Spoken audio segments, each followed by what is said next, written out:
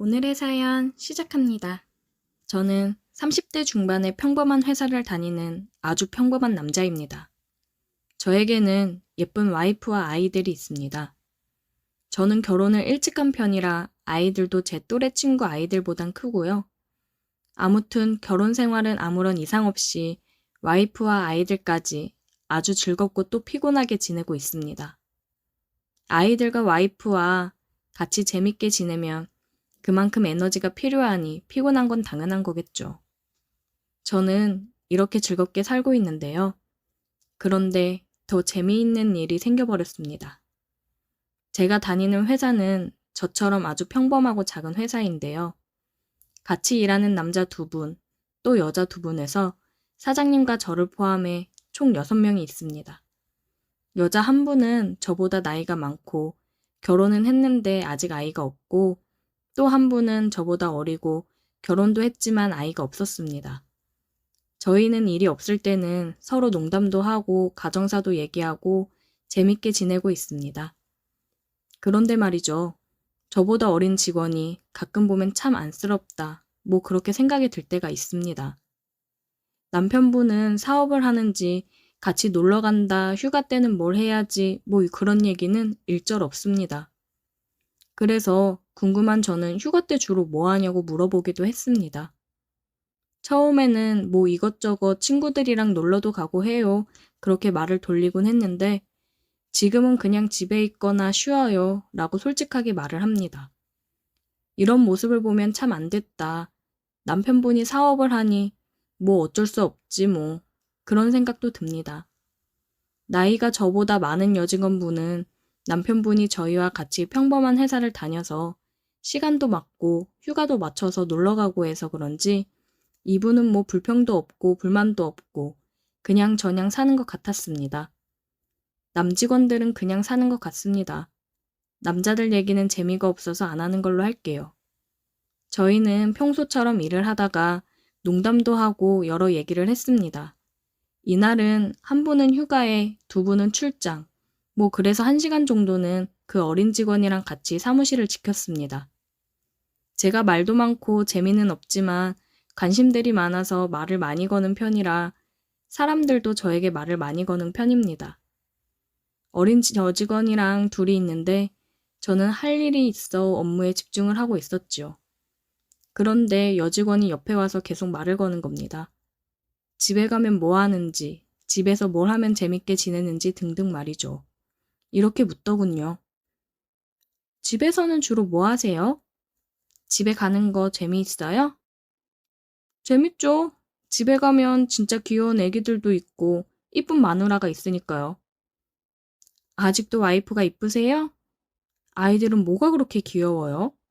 아이들 엄청 이뻐하시나 봐요. 와이프는 세상에서 제일 예쁘고 사랑스럽고요. 아이들은 정말 천사들 같아요. 힘들게 아빠 아빠 하면서 따라다니고 뭘 해달라고 하는 게 많아서 그렇지 피곤한 거 빼고는 정말 너무 감사하고 좋아요. 제 체력이 너무 저질이라 너무 피곤하긴 해요. 와, 정말 좋은 남편에 정말 좋은 아빠네요. 아니 뭐, 그 정도는 아닌데 그냥 다 좋아요. 즐겁잖아요. 저는 집에 가면 맨날 밥 먹고 뭐 별거 할 게 없는데 너무 심심해요. 아, 남편분이 사업을 하신다고 했죠? 그런데 사업하시면 어쩔 수 없는 것 같아요. 근데 많이 심심하시겠다. 맞아요. 어쩔 수 없어서 그냥 그러려니 생각하죠. 제가 선택한 거니까요. 남편분이랑 시간 맞춰서 휴가라도 가셔요. 남편이 그런 걸 별로 안 좋아해요. 아, 맨날 하는 것도 아닌데 그래도 1년에 몇 번이라도 맞춰서 놀러 가자고 먼저 얘기해 보세요. 맨날 얘기하는데 이제는 지겨운가 봐요. 다 하기 싫다, 귀찮다. 사업하니까 힘들어서 그래. 그냥 쉬고 싶다. 그런 얘기만 해요. 좀 힘드시겠다. 어휴, 커피 한 잔 하실래요? 고마워요. 이거 드시고 릴렉스 하세요. 알겠어요. 잘 마실게요. 저희는 이렇게 이런저런 얘기들을 자주 했고, 얘기를 들을 때마다 동정심과 마음이 가기 시작했습니다. 뭐랄까, 그냥 오빠로서 지켜주고 싶다, 뭐 그런 느낌? 얘기할 때마다 그녀는 한숨이 가득했고, 그런 얘기를 할 때마다 저는 화제를 돌려서 분위기를 전환을 시도했죠. 일부러 농담도 많이 했는데 그녀는 참 잘 웃어줬습니다. 술 좋아하시죠? 언제 술이라도 한잔 하실래요?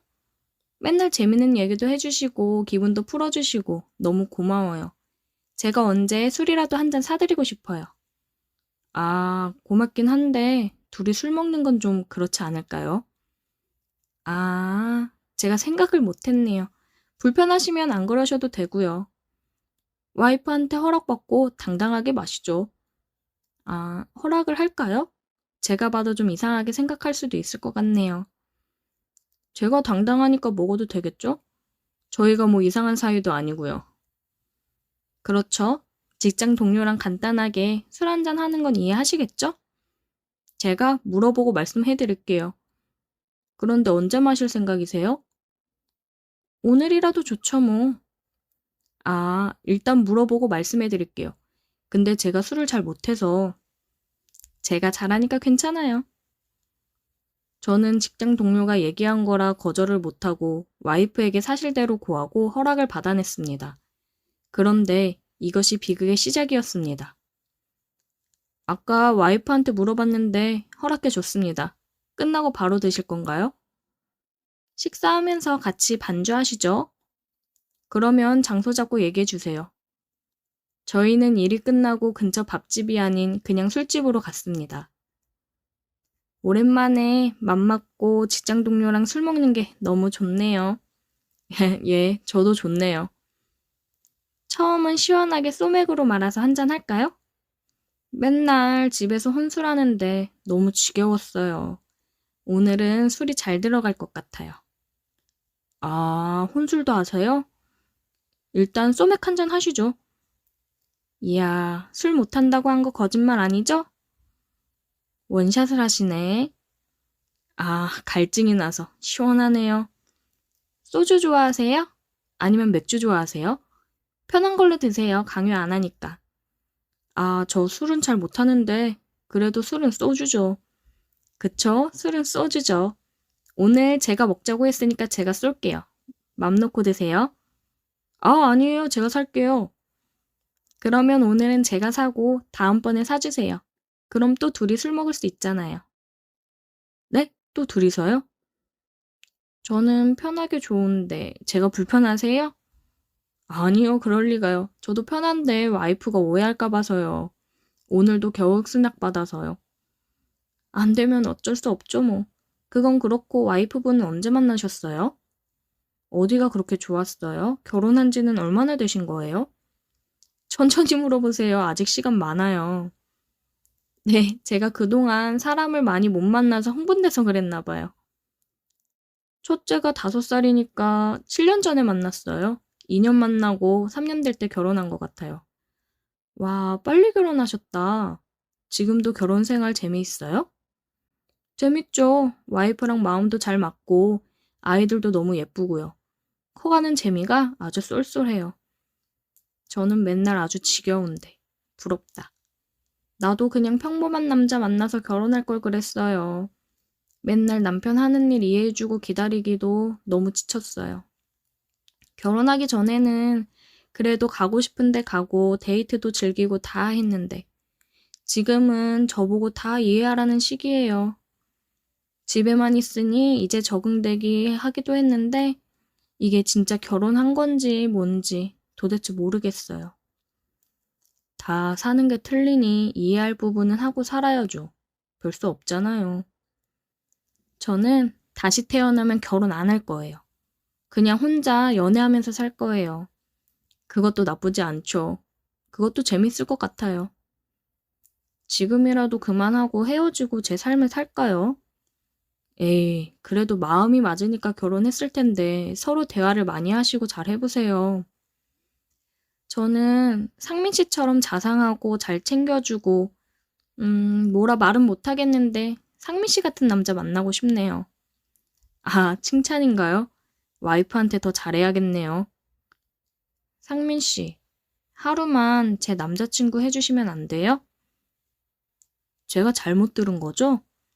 농담이에요, 농담. 농담인 거 알잖아요. 아, 깜짝 놀랐어요. 그런 농담 하지 마세요. 아우, 놀래라. 그런데 저는 남자가 볼 때 어때요? 괜찮아요? 예쁜가요? 상중, 하중에 어느 정도예요? 저도 결혼 안 했으면 영경 씨 같은 여자분 만나죠. 등급으로 매길 순 없지만 그래도 정하라고 하면 상이죠. 예쁘고 착하고 뭐 하나 빠지는 거 없으시잖아요. 그럼 제가 좋다는 건가요? 아, 또 농담하시네. 이제 안 속아요. 네, 알겠어요. 술 한잔 해요. 너무 힘들어하지 말고 즐겁게 생각하세요. 와이프한테 허락받으면 자주는 아니더라도 가끔 술친구 되어드릴게요. 주거니 받거니 짠을 하면서 술을 거하게 먹고 저는 귀염둥이가 집으로 그녀는 아무도 없는 집으로 갈 길을 갔습니다. 다음날 그녀는 회사에서 커피도 사주고 고맙다고 다음에도 부탁한다며 얘기했고 한 달 뒤에 회식이 있어 다시 술자리를 하게 되었습니다. 이 자리는 공식적인 자리라 편한 마음으로 갔습니다. 술자리를 하던 중 문자가 와서 보니 영경 씨가 문자를 했습니다. 1차 끝나고 따로 한잔 하자고요. 둘이 먹는 자리가 편하다고 말이죠. 일단은 봤지만 답장은 안 보냈습니다. 혹시라도 누가 볼까 말이죠. 제가 문자 보냈는데 보셨어요? 일부러 답장 안 한 거죠. 조금 있으면 술자리 끝난다고 하니까 따로 한잔 해요. 기다릴 거예요. 아, 자리가 좀 그렇지 않나요? 일단은 알겠어요. 저는 술이 좀 돼서 알딸딸한 상태였는데 그녀는 보니 멀쩡했습니다. 회식이 끝나고 그녀는 제 옆으로 와서 상민 씨는 조금 취한 것 같네요 라고 말하며 갑자기 귀엽다고 훅 들어왔습니다. 저는 술 취한 척 못 들은 척 했고 그녀는 저를 끌고 술집으로 갔습니다. 상민 씨는 술 취하니까 더 귀엽고 더 잘생긴 것 같아요. 아니에요. 저 이제 나이 많이 먹고 살쪄서 별로예요. 아, 상민 씨, 나 상민 씨랑 데이트하고 싶어요. 제 부탁 들어줄 수 있어요? 안 돼요. 저는 가정도 있고 그럴 수 없어요. 미안해요. 아니, 뭘 하자는 게 아니고 출장 간다고 하고 하루만 다른 데서 데이트만 해주면 안 돼요? 안 돼요. 그건 와이프한테 너무 미안할 것 같아요. 그럴 수 없어요. 그럼 일단 우리 술이나 좀 먹어요. 아까 술을 많이 못 먹었어요. 짠해요, 짠. 이거 봐, 너무 귀여워. 아, 진짜 어떡하지? 상민 씨, 하루만 데이트 해줘요. 아니, 진짜 안 된다고요. 저는 애도 있고 안 돼요, 안 돼. 귀여워. 내가 상민 씨 취해서 그러는데 언젠간 잡아먹고 말 거야. 사자도 아니고 뭘 잡아먹긴 뭘 잡아먹어요. 그런 말 하지 마요. 두고 봐요. 나는 이제 내가 술을 먹는 게 아니라 술이 나를 먹고 있었다. 어느 순간 필름이 나갔다가 들어오길 반복했고 집에 가야겠다는 생각이 들었어요. 아, 너무 많이 먹어서 이제 집에 가야 될 것 같아요. 막병 먹고 가요. 그럼 되죠? 더 못 먹을 것 같은데. 아, 힘들어요. 이것만 먹어요. 그럼 상민 씨가 더 귀여워지니까. 아, 이게 막병이에요, 진짜로. 그녀는 마지막 병을 먹겠다며 자리를 제 옆으로 옮겼고, 지는 술을 안 먹고 자꾸 나에게 술을 먹였어요. 왜 자꾸 나만 줘요? 영경 씨도 먹어요. 나도 먹고 있거든요. 아, 상민 씨 진짜 귀엽다. 내 거 하고 싶은데 안 돼요? 그녀가 순식간에 내 입술에 입맞춤을 했고 술이 잠깐 깼습니다. 뭐 하는 거예요? 아, 이제 그만 먹고 갈래요. 실수예요, 실수. 이제 거진 다 먹었으니까 화 풀고 이것만 먹고 가요. 진짜로 장난 안 칠게요. 내가 맨날 집에만 있었는데 상민 씨가 너무 재밌게 해주니까 고마워서 뽀뽀 한번 했어요. 그것도 못해요, 정말. 안 되는 건 안 돼요. 다신 하지 마세요. 그렇게 한 잔 한 잔 먹고 마지막 잔을 마셨는데 마지막 잔으로 저는 필름이 완전히 끊겼습니다. 상민 씨, 일어나요. 집에 가야죠. 눈을 떠보니 못해. 이게 뭐예요? 내 옷은 왜 다? 뭐예요, 영경 씨? 상민 씨가 술이 너무 취해서 잠깐 술 깨고 가려고 데리고 왔어요. 제가 뽀뽀하니까 와이프 이름인지 잘 모르겠는데 부르면서 제 입술에 입맞춤을 하고 저를 만졌어요. 저도 모르게 응했고요. 아, 진짜 미안한데요. 우리 술 먹고 진짜 실수한 거니까 이번 일은 정말 없던 걸로 해요. 정말 미안해요. 없던 걸로 해줄 테니까 대신 한 달에 한 번 만나서 데이트해요. 아무도 모르는 데로 가서 데이트해요. 그럼 비밀로 할게요. 아, 알겠어요. 일단 집 좀 갈게요. 상민 씨, 내가 사랑하니까 우리 다음에 데이트할 때 더 재밌게 해요. 회사에서도 볼기가 불편했고 그래도 애써 아닌 척하며 지냈습니다. 그녀에게 문자가 왔고 다음 주에 데이트를 하자고 문자가 왔습니다. 저는 알겠다고 했고 다른 지역으로 가서 데이트를 하자고 얘기를 했어요. 우리는 그렇게 하지 말아야 할 선을 넘고 말았습니다.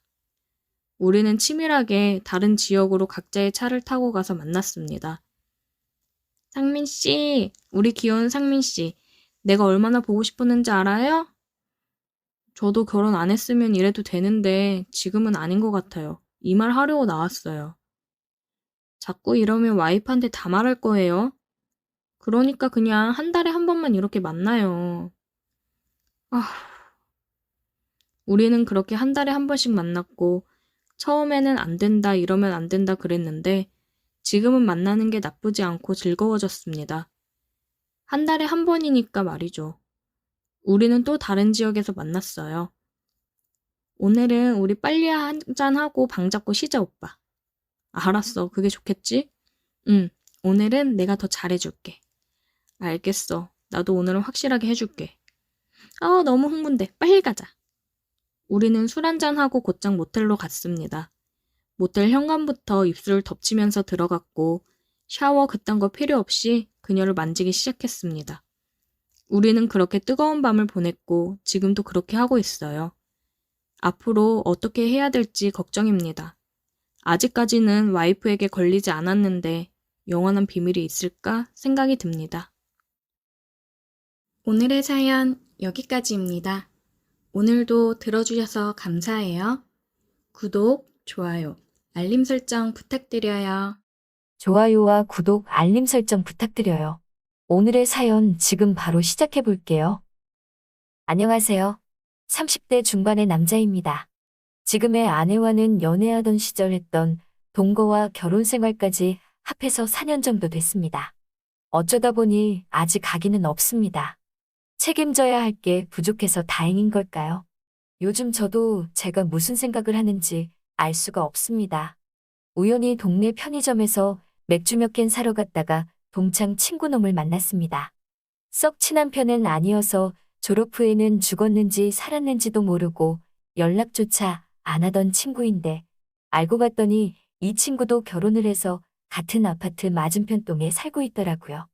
요즘 집값도 말이 아니지만 제가 신혼집을 구할 때도 집값 때문에 아주 난리도 아니었습니다. 그러다 보니 서울에서 조금 떨어진 신도시에 신혼집을 구하게 되었는데 그러면서 서울에 자리 잡은 친구들과는 자연스럽게 만나는 일이 뜸해져 버렸습니다. 술 마시는 걸 좋아하는데 친구들도 가정이 생기고 집도 멀어지고 하니 서로 피곤해서 어느 순간부터는 가끔씩이라도 만나는 자리가 사라지게 되었지요. 그런 저에게 이 친구와의 재회는 언제고 술 한잔 마시고 싶을 때 만날 수 있는 소중한 만남이 되었습니다.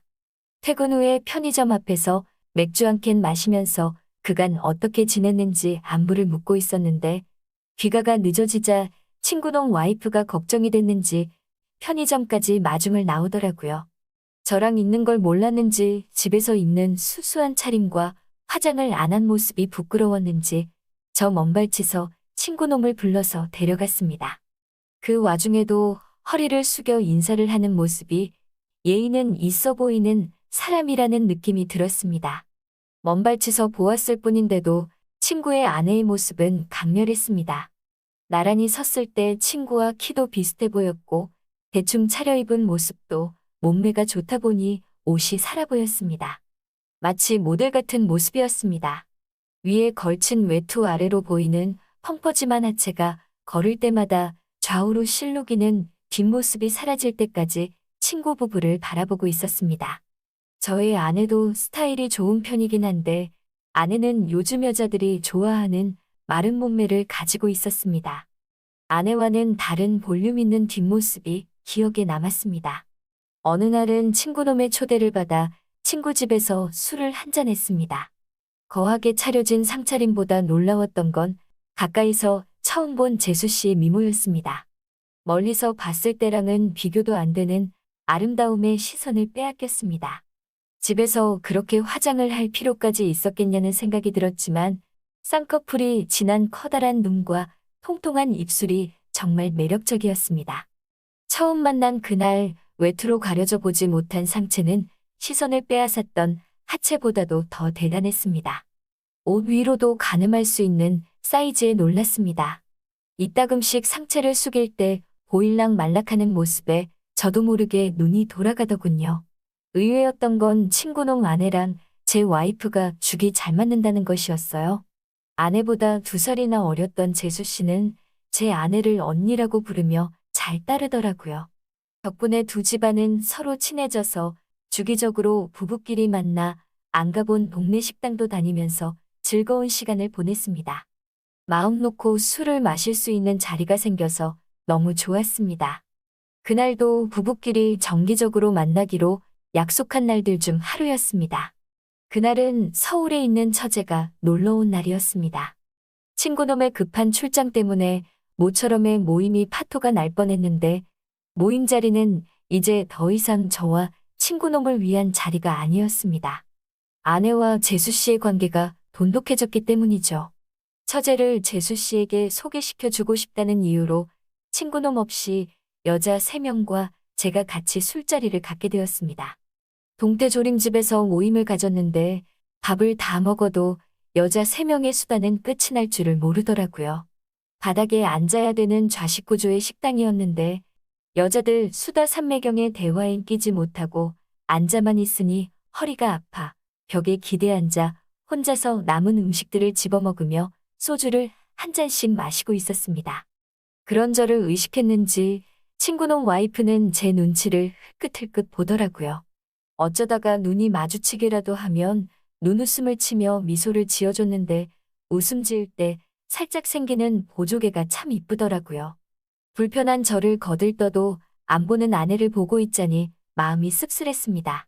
대화에 귀 기울여 보면 재수 씨는 대화를 끝내려고 노력하는 모습이 보이는데 아내는 그런 걸 신경도 안 쓰더군요.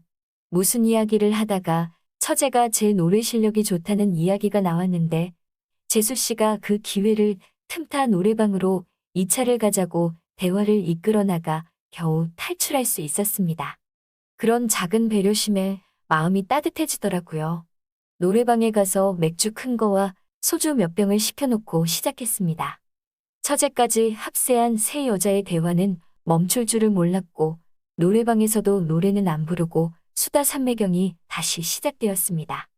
대화에 낄 틈을 주질 않는 세 여자를 보고 있자니 갑자기 출장을 간 친구놈이 보고 싶어지는 순간이었습니다. 제 아내는 기분이 너무 좋았는지 원래도 술을 잘 못하는데 소맥으로 술을 연거푸 마시다가 노래방에서 뻗어버리더라고요. 대화의 주체였던 아내가 뻗어버리니 처제도 막상 처음 만난 재수 씨와 대화를 나누는 게 어색해 보이더라고요. 얼어붙은 분위기를 달고 보려고 제가 마이크를 잡고 노래를 한 곡 불렀습니다. 노래하는 동안은 두 사람도 제가 노래하는 모습을 보면서 박자에 맞춰 박수를 치고 있더군요. 흘끗 재수 씨를 봤는데 어두운 방 안에서 노래방 화면에 반사되는 빛 때문인지 그 커다란 눈망울이 반짝반짝 빛나는 것 같았습니다. 노래가 끝나도 어색한 분위기는 좀처럼 나아지지 않았습니다. 처제가 언니가 걱정된다며 술 취한 아내를 집에다 데려다주고 다시 온다고 자리를 비웠습니다. 그냥 이쯤에서 집에 가자고 했는데 아직 술이 많이 남았으니까 아깝지 않느냐며 금방 오겠다고 하고 처제는 노래방을 나갔습니다. 넷이서 있던 자리가 셋이 되고 셋이서 둘이 됐는데 막상 둘만 남으니 오늘 자리 중에서 제일 어색한 시간이 펼쳐졌습니다. 재수 씨도 어색했는지 그냥 따라 놓은 잠만 들었다 놨다 어찌할 줄 몰라 하더라고요. 그렇게 반주기에서 흘러나오는 예약된 노래들을 배경음악 삼아 서로 멀뚱히 술만 마시고 있었는데 재수 씨가 먼저 입을 열었습니다. 이 노래 제가 정말 좋아하는 건데. 반주기에서는 우리가 20대 초반이던 시절 유행하던 발라드 노래가 나오고 있었습니다. 노래에는 자신이 있었기 때문에 뭐라도 해야겠다는 마음에 마이크를 들었죠. 한참 노래를 부르다가 재수 씨를 흘기 쳐다봤는데 양손을 모은 채로 반짝이는 눈으로 저를 바라보고 있었습니다. 두 눈을 크게 뜨고 눈 한 번 깜빡이지 않으며 제가 노래하는 모습을 쳐다보는 재수 씨의 강아지상 얼굴이 앳돼 보여 마치 젊었던 그 시절로 돌아간 듯한 느낌이 들었습니다. 노래가 끝나고 자리에 앉으니 화제가 자연스럽게 그 시절 이야기로 돌아갔습니다. 얼어붙은 분위기가 순식간에 눈 녹듯 풀려버렸고 재수 씨와 대화를 나눠보니 그녀와 저는 참 많은 공통 관심사를 가지고 있는 사람이었습니다. 시간이 가는지도 모른 채 한참을 대화를 나눴습니다. 미리 시켜놓았던 소주의 마지막 잔을 따르고 나니 꽤 시간이 많이 흘렀다는 걸 깨달았습니다. 아내를 데려다 주러 간 처제는 15분 거리인 집을 두고 어디까지 간 건지 돌아오지 않고 감감무소식이었습니다. 걱정이 돼서 후다닥 짐을 챙겨 이만 가보자고 일어나는데 재수 씨가 갑자기 저를 뒤에서 끌어안았습니다. 어찌나 세게 안았는지 등 뒤로 재수 씨의 몸과 체온이 고스란히 느껴졌습니다. 잠시만 둘이서 조금만 더 있으면 안 되나요? 라고 물어오는 재수 씨의 말을 거절할 수 없었습니다. 순간 무언가에 홀린 듯 저는 뒤에서 저를 안고 있는 그녀의 손을 풀고 그녀를 끌어 제 품 안으로 안았습니다. 우리는 흘러나오는 느린 박자의 반주를 음악 삼아 블루스를 추기 시작했습니다. 저의 품에 안긴 재수 씨를 내려다보았습니다. 저를 올려다보고 있던 재수 씨와 눈이 마주쳤고 그녀는 부끄러웠는지 이내 고개를 푹 숙였습니다. 긴 속눈썹 아래로 그녀의 커다란 눈동자가 흔들리고 있는 게 보였습니다. 아름다운 그 모습에 그녀의 허리를 감싸고 있던 제 팔을 제 몸쪽으로 더 세게 당겼습니다. 너무 세게 안았는지 그녀의 입술 사이로 나지막히 작은 탄성이 흘러나왔습니다. 재수 씨는 저를 다시 올려다보고 있었습니다. 반짝이는 그녀의 눈동자 안으로 제 모습이 비쳐 보였습니다. 파르르 떨리고 있는 재수 씨의 어깨를 밀어내고 곧바로 재수 씨의 입술에 제 입술을 맞추었습니다. 그 어느 때와도 비교가 되지 않는 전에 없던 황홀한 기운이 제 몸을 감쌌습니다. 반주기의 노래소리가 더 이상 들려오지 않게 돼서야 멈출 수 있었습니다. 정적과 함께 우리는 제정신을 차린 듯 껴안고 있던 서로에게서 떨어져 아무 말도 하지 못했습니다. 노래방에서 나와 집으로 돌아가는 길 재수 씨와 저는 서로 아무 대화 없이 나란히 서서 걷기만 했습니다. 걷는 도중에 서로의 손등이 스쳤는데 제가 용기를 내서 재수 씨의 손을 꼭 잡았습니다. 아파트 입구까지 들어오는 동안 그 손을 놓지 않았습니다. 집까지 바래다 준다는 저희 말을 거절하더니 오히려 제가 무사히 들어가는 모습을 보고 싶다는 그녀의 말에 엘리베이터에 몸을 실었습니다. 집까지 올라가는 엘리베이터 안에서 우리는 입을 맞추며 서로의 마음을 다시 한번 확인했습니다. 비밀번호를 누르고 현관문을 여니 처제가 취한 아내를 방까지 미처 옮기지 못했는지 현관문 앞에 둘이서 나란히 바닥에 뻗어 있더라고요. 저와 재수 씨의 부축을 받아 두 사람을 방으로 옮기고 잠시 쉬고 간다며 우리는 소파에 앉았습니다. 서로 아무 말도 하고 있지 않았지만 우리 둘의 눈은 서로가 무엇을 원하는지 알고 있었습니다. 아침이 밝아올 때까지 아내와 처제가 자고 있는 우리 집안에서 친구의 아내인 재수 씨와 저는 서로의 마음을 강렬하게 표현했습니다. 만약의 상황에 대비해 서로 옷은 계속 입고 있었지만 그 어느 때보다 서로의 체온을 느낄 수 있었습니다. 그 뒤로 몇 번의 모임이 더 있었지만 좀처럼 둘만 보낼 시간이 없었습니다.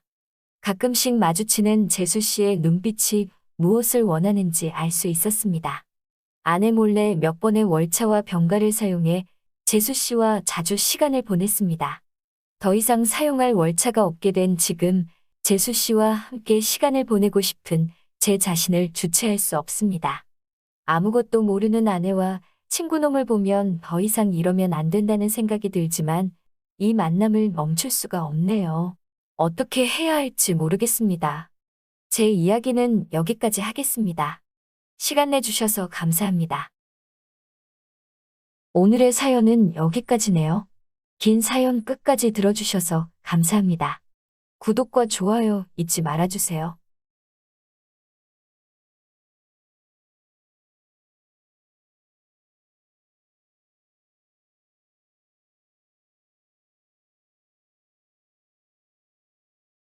안녕하세요. 저는 30대 직장인입니다. 얼마 전 엄청난 일이 있었습니다. 다름이 아닌 친구의 아내 때문이었죠. 대학 동창인 친구는 1년 전쯤 결혼을 했습니다. 당연히 친구의 아내도 제가 아는 사람이었습니다. 친구의 아내는 학교에서도 알아주는 미인이었죠. 사실 저도 그녀를 몰래 좋아했습니다. 하지만 제가 감히 닿을 수 없는 존재였죠. 그런 그녀가 결국 친구의 아내가 되더군요. 그리고 친구는 지방에서는 금수저 집안이었고 저랑은 다른 세상에 사는 친구였죠. 어떻게 봐도 부럽기만 한 친구였습니다. 그에 비해 저는 졸업 후 평범한 직장인이 되었죠. 중견기업이라지만 월급이 많지도 않았죠. 그나마 서울 변두리라서 집값 부담은 적었습니다. 그래도 돈을 모으는 게 쉽지는 않았죠. 그래서 장가를 가기도 부담이 되었죠. 그때 사귀는 여자친구가 있었지만 결혼을 계속 미뤘더니 헤어지자더군요. 저는 화가 났지만 딱히 그녀를 잡지는 못했습니다. 당장 그녀와 결혼을 할 생각도 없었지요. 그래서 그녀를 보내줘야 했습니다. 그녀는 기다렸다는 듯 선을 보더군요.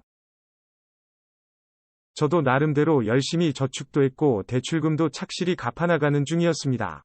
풍족하지는 않지만 조금씩 자산을 불렸지요. 회사 선배들과 조금씩 유흥도 즐기는 편이었습니다. 하지만 유흥이라고 해봐야 별것 없었습니다. 술을 마시고 노래방이나 당구장을 가는 정도였죠. 단란주점 같은 곳은 비싸서 엄두를 못 냈고 노래방에서 도우미를 불러서 놀곤 했지요. 가성비는 최고라고 생각을 했습니다. 그날도 우리는 노래방으로 향했습니다. 도우미들을 불러서 같이 놀려고 했지요. 금방 도우미들이 우리 방으로 들어왔습니다. 30대 초중반으로 보이는 여자들이 보였습니다. 그 중에 유독 눈에 띄는 여자가 있었습니다. 그녀를 보는 순간 저는 깜짝 놀랐지요. 저는 사람을 잘못 봤나 싶었습니다. 하지만 그녀는 분명 그 친구의 아내였습니다. 여자들 속에서 눈에 확 띄더군요. 그녀는 저를 바로 알아보지 못하더군요. 아마도 실내가 어두워서 그랬던 것 같습니다. 그때 선배 중 한 명이 그녀를 찜하더군요. 그녀는 노래방에서 보기 힘든 미인이었습니다. 그래서 다들 군침을 흘리는 표정이었죠. 그녀는 처음 그 선배의 옆자리에 앉으려 하더군요. 왠지 그 순간 그러면 안 되겠다는 생각이 들었습니다. 그래서 저는 두 사람의 사이로 끼어들었죠. 그녀를 먼저 찜한 선배가 당황하더군요. 저는 죄송하다고 말을 하고 그녀를 잡아 끌었습니다. 그제야 그녀가 저를 알아보았는지 크게 놀라더군요. 저는 그녀를 데리고 나갔습니다.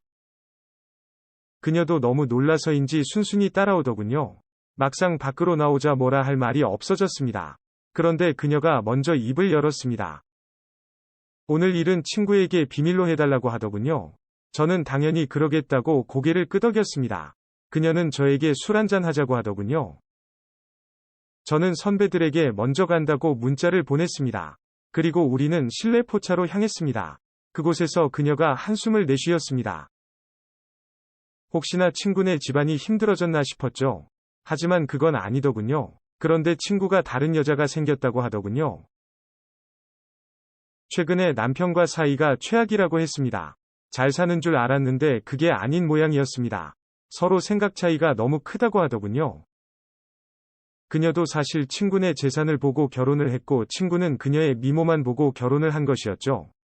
그리고 결혼을 하면서 서로 갈등이 생긴 것이었습니다. 그렇다고 이혼할 자신은 없다고 하더군요. 지금 이혼을 하면 위자료 조금 받고 끝이었죠. 그렇다고 재산 분할도 그다지 유리하지 않고요. 그래서 그동안 속을 끓이며 살았다고 했습니다. 친구들이 올 때만 화목한 척 했던 것이었죠. 지금은 친구가 집에도 들어오지 않는 모양이었습니다. 친구는 회사 근처 오피스텔에서 생활을 한다더군요. 그곳에서 웬 여자가 함께 지낸다고 했습니다. 그래서 집에는 거의 항상 혼자 있는 모양이었습니다. 오히려 친구가 먼저 이혼을 요구하고 있다더군요. 전혀 생각지 못한 이야기였습니다. 그런데 왜 노래방에서 일을 하는지가 궁금했습니다. 처음에는 남편에 대한 반항심이었다고 하더군요. 하지만 생각보다 쉽게 돈이 벌어졌고 남편에게서 독립하고 싶은 마음에서 일을 계속했더군요. 아는 얼굴을 만나지 않으려고 먼 동네로 온 것인데 하필 저를 만나게 된 것이었죠. 그러면서 그녀는 술을 들이켰습니다. 울기도 하고 하소연도 하더군요. 그리고 그녀는 술에 제법 취하게 되었습니다. 집으로 들어가고 싶지 않다고 했지요. 흐트러진 그녀를 보면서 온갖 생각이 들었습니다. 그런데 밖으로 나오자 그녀가 먼저 제게 기대더군요. 그 순간 마음의 결정을 내렸습니다. 그리고 그녀는 제가 이끄는 대로 따라왔죠. 저는 그저 노래방 도우미를 만난 거라고 생각했습니다. 취한 그녀를 데리고 가까운 모텔로 향했습니다. 그때는 그녀가 제 여자였으면 하는 마음뿐이었습니다. 그리고 그녀도 그런 저를 거부하지 않았습니다. 오히려 그녀가 적극적으로 저를 안았지요. 학교에서는 감히 쳐다보지도 못한 여자였습니다. 그런 여자를 품을 기회가 찾아온 것이었습니다. 저는 다른 생각은 하지 않고 제 욕구에 충실했습니다. 그 순간만큼은 정말 황홀했습니다. 감히 넘보지도 못하던 여자가 제 품 안에 있었죠. 그녀도 적극적으로 저를 받아주더군요. 짧은 순간이지만 정말 행복했습니다. 하지만 다음날이 되니 머리가 복잡해졌습니다. 친구의 아내와 그런 짓을 하게 될 줄은 몰랐습니다. 출근을 했더니 선배들도 난리였습니다. 저는 그저 예전에 알던 친구라고 둘러댔지요. 하루 종일 일이 손에 안 잡혔습니다. 친구의 아내와 그런 짓을 한 죄책감도 컸지만 여신 같던 그녀를 가질 수 있다는 생각에 설레기도 했죠. 정말 머리가 어떻게 될 것 같았습니다. 그리고 다음날 저녁에 그녀를 다시 만났습니다. 지난 밤에는 서로의 모든 것을 다 보여준 사이인데 이렇게 또 보니 어색하더군요. 저는 어제 일을 먼저 사과했습니다. 술 기운에 실수를 한 것 같다고 했죠. 그녀는 오히려 웃으면서 고개를 저었죠. 사실 바람을 피려고 노래방에 갔다고 했고 오히려 지금은 속이 후련하다고 하더군요. 뭔가 남편에게 한 방 먹인 기분이라고 했죠. 저는 그저 복수를 위한 도구일 뿐이었습니다. 하지만 그럼에도 불구하고 좋았습니다. 이런 미녀를 안아볼 기회가 다시는 없을 것 같았죠. 그녀는 제게 술 친구를 해달라고 하더군요. 사실 그동안 사람이 제일 그리웠다고 했고요. 저는 흔쾌히 그러겠다고 했습니다. 술을 한잔하면서 그녀는 자기 마음을 이야기했습니다. 그동안 답답했던 일들을 쏟아냈지요. 저는 그녀의 이야기를 모두 들어주었습니다. 그렇게 속마음을 한참 털어내곤 해맑게 웃었습니다.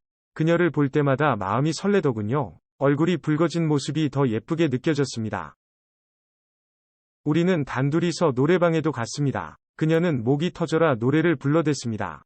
그렇게 스트레스가 풀린다고 하더군요. 그리고 그녀가 제 애인이면 좋겠다고 생각했습니다. 노래를 부르다 말고 그녀를 꼭 안았습니다. 그녀는 제 품에 안긴 채 노래를 불렀지요. 정말로 그녀가 제 연인이 된 것 같은 기분이었죠. 결국 노래방에서 또 한 번 우리는 사랑을 나누었습니다. 그리고 그게 시작이었습니다. 그녀는 마음이 울적할 때면 제게 연락을 했습니다. 저는 또 바보처럼 뿌리치지 못하고 만났고요. 그날은 그녀의 마음을 얻으려 노력했습니다. 그 뒤로도 그렇게 그녀와 가끔씩 만나서 데이트를 즐기며 외로움을 달랬습니다. 물론 그녀는 노래방 도우미를 그만두었습니다. 외로운 날이면 그녀가 먼저 연락을 했습니다. 저는 그때마다 그녀에게 달려갔지요. 우리는 그렇게 서로의 요구를 충족시키며 지냈습니다. 그녀는 혼자 잠드는 게 싫다고 했습니다. 그래서 그녀의 집에서 함께 잔 적도 있었지요. 그 순간은 마치 그녀가 제 애인 같았지요. 그 무렵 그녀와 결혼까지도 꿈꾸었습니다. 그래서 빨리 이혼을 하길 바라기도 했지요. 그녀가 제 여자가 될 수 있다고 믿기 시작했지요. 하지만 저는 그저 불륜남일 뿐이었죠. 그녀는 이혼할 생각도 없었습니다. 이혼을 하면 빈털터리가 될 테니까요. 그렇다고 제가 돈이 많은 것도 아니었습니다. 제 능력은 그녀의 기대 이하였지요. 그래서 그녀는 지금의 상황에 만족하는 듯 했습니다. 지금처럼 이혼하지 않고 즐기며 살길 원하더군요. 그리고 어느 정도 시간이 흐르고 재산 분할이 가능할 때 이혼을 하려고 했지요. 참으로 영악하고 속물인 여자라 생각했습니다. 저는 그저 외로움을 달래줄 대상일 뿐이었죠. 그런 필요에 의해 만날 뿐 사랑은 하지 않았죠. 그녀를 만난 이후로 친구들과는 멀어졌습니다. 물론 그녀와의 관계를 들킨 건 아니었습니다. 하지만 저 스스로 친구에 대한 죄책감이 컸습니다. 모임을 하게 되면 그 친구를 보는 게 가장 걸렸습니다. 세상 사람들이 우리를 욕하는 것 같기도 했습니다. 그래서 인간관계가 점점 줄어들더군요. 그러면서 오직 그녀만 바라보게 되었습니다. 이제는 제가 먼저 그녀에게 연락도 했고 그녀의 동네로 찾아갈 때도 있었습니다. 조금씩 그녀에게 집착을 시작했죠. 그러자 그녀가 단숨에 저를 멀리하더군요. 이제 그만 만나자는 통보를 받았습니다. 그녀에게 저는 딱 그 정도 가치였던 것이죠. 그런데 제가 집착을 하기 시작하자 냉정하게 저를 잘라내려는 것이었습니다. 그리고 제 연락을 받지도 않고 메시지는 확인도 하지 않더군요. 집 앞으로 찾아가기도 했지만 소용이 없었죠. 그래서 한동안 정말 많이 힘들었습니다. 하지만 친구들도 만나면서 조금씩 회복을 했죠. 그리고 최근 그녀의 소식을 들을 수 있었습니다. 다름이 아닌 그 친구의 소식을 들었지요. 친구는 최근 이혼을 했고 다른 여자랑 동거를 시작했다는 소식이었죠. 그렇게 버티더니 결국 이혼을 한 모양이었습니다. 그 순간 괜한 기대감을 품었던 것도 사실입니다. 하지만 결국 그녀에게 연락은 하지 않았습니다. 여전히 그녀는 제 메시지를 읽지 않고 있었죠. 이혼을 하면 연락이라도 오지 않을까 기대를 했었는데 그건 저만의 착각이었던 것이죠. 슬프지만 그녀는 제게 조금도 마음이 없었던 거죠. 그녀의 기준에 저는 가진 게 없는 사람이니까요. 그걸 알기에 연락을 할 수 없었습니다. 그녀에게 구걸을 하려는 제 모습이 비참했죠. 그래서 그녀를 잊고 제 삶을 살고자 합니다. 그래도 가끔은 그녀가 그립기도 하네요. 영상 시청 감사합니다.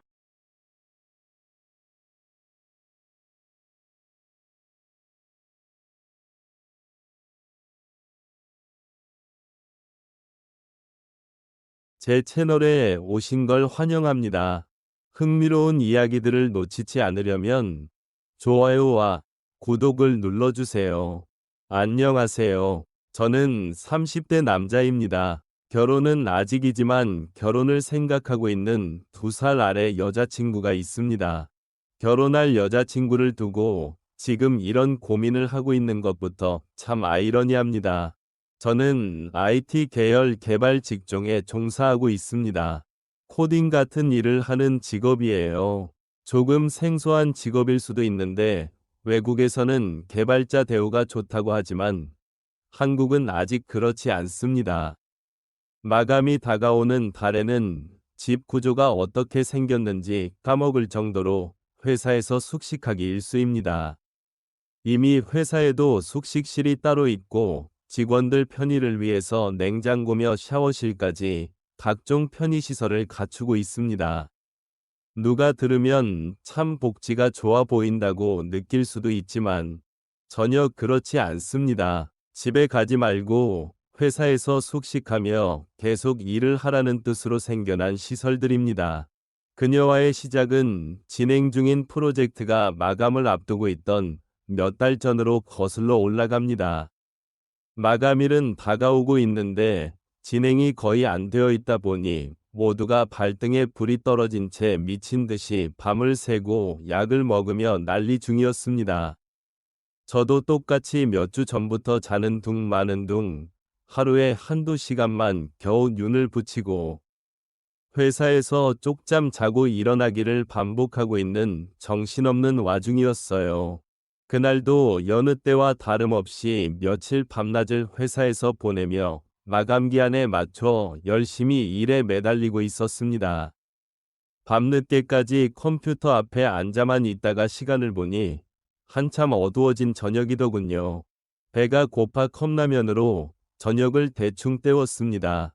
잠도 제대로 못 자고 있었는데 컵라면 덕분에 뱃속이 든든해지니 그동안 못 잤던 게 한 번에 몰려와 잠이 쏟아지더라고요. 이대로는 도저히 안 되겠다 싶어서 알람을 2시간 후로 맞춰놓고 숙직실로 향했습니다. 이미 숙직실에서는 자고 있는 사람들이 있었기 때문에 어둠 속에서 겨우 자리를 찾아가 구석에 자리를 깔고 누웠습니다. 자는 사람들을 방해하기 싫었고 혹시나 제가 불을 켜서 잠이라도 깨우면 모두들 잠을 못 자서 날카로워져 있을 것이기 때문에 평소보다 몇 배 더 조심했거든요. 그리고 그 당시 제가 팀에서 막내나 다름없었기 때문에 회사에 있는 사람들은 전부 저보다 선배들이었습니다. 아무튼 그렇게 자리를 찾아 누워서 잠을 청했습니다. 잠을 한동안 못 자서 그런지 잠이 솔솔 오더라고요. 정말 머리가 바닥에 닿자마자 잠이 든 것 같았어요. 그렇게 꿀잠을 잤는데 제가 알람을 진동으로 하지 않고 벨소리로 맞춰 놓았더라고요. 자고 있는 사람들이 이 소리 때문에 잠에서 깨면 큰일이 나기 때문에 화들짝 놀라서 어둠 속에서 손을 더듬으며 핸드폰을 찾으려 했어요. 그런데 핸드폰이 아니라 뭔가 다른 게 잡히는 거예요. 저는 이게 뭐지 싶어서 어둠 속에서 손으로 만져보니 팔뚝이더라고요. 그 짧은 순간에 등 뒤로 식은땀이 흐르고 머릿속에 큰일 났다는 생각이 스쳐 지나갔어요. 아니나 다를까 곧 누군가 허둥대는 소리가 들리며 조명이 들어오더니 깜짝 놀란 채로 저를 내려다보고 있는 저희 개발팀의 노처녀 팀장님이 있었습니다. 제가 핸드폰을 찾으려다 팀장님 팔뚝을 더듬고 있었더라고요. 저는 몇 번이고 고개를 숙이며 죄송하다고 사과드렸고 알람 소리 때문에 누군가 깨기라도 할까봐 급하게 폰을 찾는 중이었다고 설명했어요. 불행인지 다행인지 숙직실에는 저와 노처녀 팀장님 2사람 말고는 아무도 없었는데 제가 재빠르게 상황을 설명하고 사과를 한 덕분인지 팀장님은 깜짝 놀랐잖아요. 조금 조심 좀 하세요. 라고 하면서 잔소리를 조금 하고 끝났어요. 그래도 제가 핸드폰을 찾아서 숙직실 밖으로 나갈 때까지도 끝까지 경계의 눈빛을 풀지 않았던 팀장님이 생각나네요. 문을 나서면서도 정말 죄송하다고 또 사과드렸어요. 사무실로 돌아가기도 그래서 화장실에 가서 찬물로 세수를 하고 아예 밖으로 나왔습니다. 끊었던 담배가 너무나도 생각나더라고요. 일도 너무 힘들고 하필이면 히스테리가 심한 팀장님한테 괜히 찍힌 건 아닌가 생각이 들었어요. 하늘은 흐릿해서 달도 잘 보이지 않았는데 괜히 먼 곳을 바라보며 왜 알람을 진동으로 안 해놓았지? 하고 후회하기 시작했습니다. 그렇게 밖에서 조용히 혼자 생각에 잠겨 있는데 팀장님이 저를 찾으러 회사 밖으로 나오더라고요. 저를 보고 여기 있었네. 왜 말도 없이 나갔어? 라고 잔소리를 또 하셨어요. 팀장님이 걱정 말라고 사람이 실수도 할 수 있는 거니까 너무 개의치 말라며 위로를 해주시는데 위로를 받으니까 더 힘들어지고 싶더라고요. 팀장님이 담배 한 대 줄까 하면서 담배를 꺼내 저한테 건네주시는데 그런 일이 있어서 그런지 아니면 희미한 달빛에 비친 안경 쓴 노처녀 팀장님의 분위기 때문인지 그날따라 그 순간만큼은 팀장님이 예뻐 보였어요. 평소에는 그냥 성질 고약한 노처녀라고 생각했는데 말이에요. 그런 생각이 들면서 곰곰이 생각해보니 아까 숙직실에서 느꼈던 감촉이 새삼 떠올랐습니다. 그런데 그런 생각을 하다 보니 제 얼굴이 빨개져 있나 봐요. 그러니까 팀장님이 갑자기 기분 나쁘게 얼굴 왜 붉히냐 고 놀라더라고요. 잠을 덜 자서 그런지 그렇게 화들짝 놀라는 모습에서도 평소에 보여주지 않던 여성적인 모습이 느껴져서 그런지 그게 평소와는 다르게 다가왔어요. 그래서 저도 모르게 팀장님이 너무 예뻐서요. 라고 대답해버렸습니다. 그 말에 팀장님도 얼굴을 붉히며 아무 말도 못하시더라고요. 그렇게 서로 아무 말도 나누지 못하고 사무실로 돌아왔습니다. 그 뒤로 팀장님과는 조금 서먹서먹해졌는데 워낙 일이 바쁘다 보니 그걸로 불편함을 느끼거나 할 정도는 아니었어요. 아무튼 그렇게 모든 직원이 밤을 새가며 노력한 결과 프로젝트는 무사히 마감일 전에 끝나게 되었고, 며칠 뒤 프로젝트가 끝난 기념으로 회식을 하게 되었습니다. 회식이 길어지면서 전부 다 술을 어느 정도 마신 상황이었어요. 저도 별다른 생각 없이 술을 거절없이 계속 마시고 있다가 우리 노처녀 팀장님하고 눈이 마주쳤습니다. 그러니 그때부터 자꾸 그날 있었던 일이 생각나고 집중이 안 되더라고요. 최대한 아닌 척하려고 해도 자꾸 신경이 쓰여서 팀장님 쪽으로 고개를 돌려봤는데 팀장님이 저를 빤히 쳐다보고 계셨어요. 언제부터 저를 쳐다보고 있었는지 모르게 술에 많이 취한 상태인지 눈은 개슴츠레 반만 뜨고 저를 잡아먹을 듯이 쳐다보고 있었습니다. 팀장님의 시선이 느껴지자 그때부터 자리가 조금 불편해지더라고요. 한참 있다가 팀장님이 제 이름을 부르며 자리에서 벌떡 일어났습니다. 그러더니 저보고 자기를 책임지라 고 소리를 질렀어요. 직원들이 무슨 일인가 관심을 보이는 와중에 팀장님이 숙직실에서 제가 실수로 만졌던 사건을 가지고 제가 의도적으로 그렇게 한 것처럼 말을 했어요. 제가 팀장님께 이쁘다 고 말한 건 사실인데 그냥 그 분위기가 그랬고 딱히 할 말이 없어서 그런 것도 있었는데 팀장님은 앞뒤 다 잘라먹고 제가 팀장님한테 예쁘다고 했다고 말하더라고요. 그러고는 여태까지 아무 말도 없고 여자 마음 가지고 장난치는 거냐며 술주정을 부르기 시작했어요. 실수로 팔뚝 한번 만지게 된 건데 이게 그렇게까지 자기를 책임지라고 할 일인가요? 직원들은 안 그래도 달아오른 회식 분위기였기에 이게 웬 떡이냐 하며 신나서 저에게 달려들더군요. 김 대리가 우리 팀장님 책임져야 되는 게 맞다고 하는 등 결혼식은 언제 할 거냐는 등 하면서요. 아주 회식 자리가 죽을 맛이었어요. 다른 여직원들은 팀장님한테 장난을 치며 그래도 팀장님이 한 몸매 하셔서 다행이다 라고 하면서 깔깔대더군요. 몸매도 안 좋았으면 제가 예쁘단 말도 안 했을 거라면서요. 팀장님은 얼굴이 벌개지면서 아잉, 몰라 이러면서 콧소리를 섞어 애교를 부리는데 술이 얼마나 취했으면 저럴까 하는 생각이 들었습니다. 아예 직원들은 저랑 팀장님을 밀어주는 분위기로 몰고 가더라고요. 3차로 도착한 노래주점에서도 팀장님 옆자리에 저를 앉힌다던가 하면서요. 팀장님은 이미 술에 뻗어서 잠들어 있었고 저도 사람들이 저를 가지고 자꾸 놀려먹으니 그 자리에서 같이 즐길 기분이 나지 않아 술도 마시지 않고 가만히 시간만 보냈습니다. 회식이 다 끝나고 나서 택시들을 타고 하나둘씩 사라져 가는데 팀장님은 보도블럭 위에 앉아 몸도 제대로 가누지 못하고 있더라고요. 직원들이 전부 사라지고 팀장님하고 저만 남게 되었습니다. 저는 막내라서 다들 집에 가는 모습을 보고 택시를 잡으려고 한 건데 마지막 남은 직원이 저한테 김 대리, 그렇게 안 봤는데 보기보다 음흉하네 하면서 떼를 빼면서 택시를 타고 사라졌습니다. 제가 술 취한 팀장님을 어떻게 하려고 하는 건가 오해를 하는 것 같았는데 해명할 틈도 주지 않았어요. 저도 택시를 잡아 집에 가려고 했는데 보도블럭에 앉아 술도 깨지 않은 팀장님을 그냥 둘 수도 없는 노릇이더라고요.